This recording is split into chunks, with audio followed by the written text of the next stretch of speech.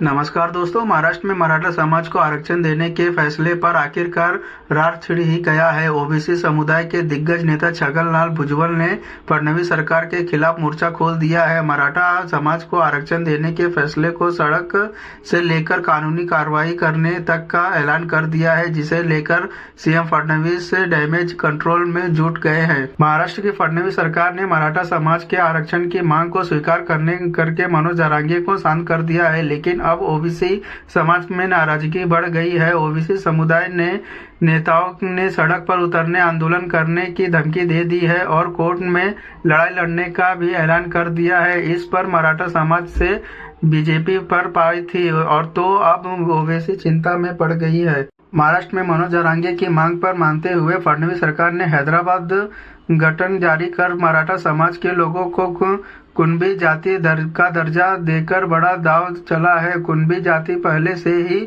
OBC श्रेणी में शामिल है। ऐसे में मराठा समाज मराठवाड़ा और पश्चिमी महाराष्ट्र में ओबीसी आरक्षण का लाभ उठा सकेंगे।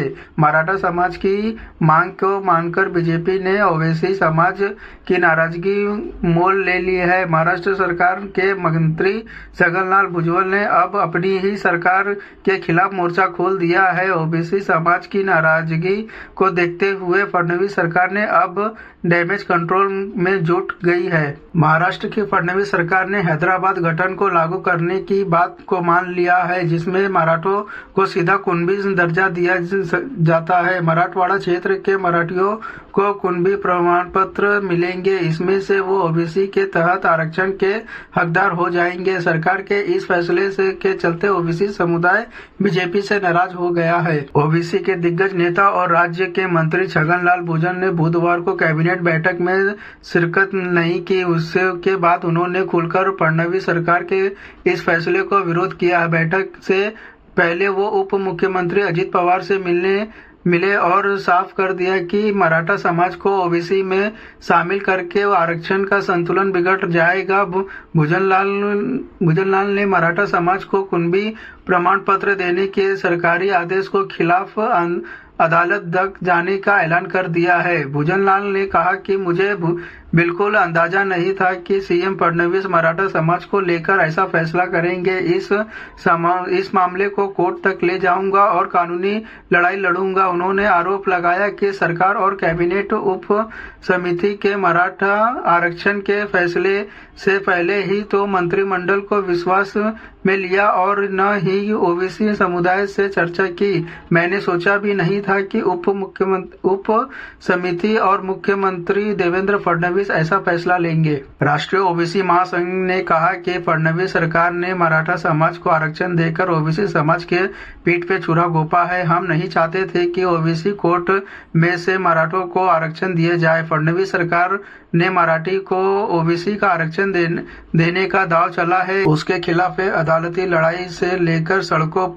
तक पर उतरेंगे। महाराष्ट्र में करीब 42% ओबीसी समाज के वोटर हैं, जबकि मराठा समुदाय की आबादी 33% है। महाराष्ट्र में ओबीसी वोटों में सहारे बीजेपी ने अपनी सियासी जमीन तैयार की है, जबकि मराठा समाज उनके दूर रहा है। मराठा समाज एक विश्वास जीतने के लिए ही आरक्षण की बात को सरकार के मान लिया है। सीएम देवेंद्र फडणवीस ने कहा कि अब सबूत के तौर पर हैदराबाद गठन काम आएगा। मुझे लगता है कि मराठा समाज को इससे बहुत लाभ मिलेगा। महाराष्ट्र के वरिष्ठ पत्रकार नितिन भागे कहते हैं कि महाराष्ट्र की सियासत में बीजेपी और ओबीसी और मराठा दोनों को साधक रखना चाहती है, लेकिन मराठा समाज को आरक्षण देकर ओबीसी को अपने साथ रख पाना आसान नहीं है।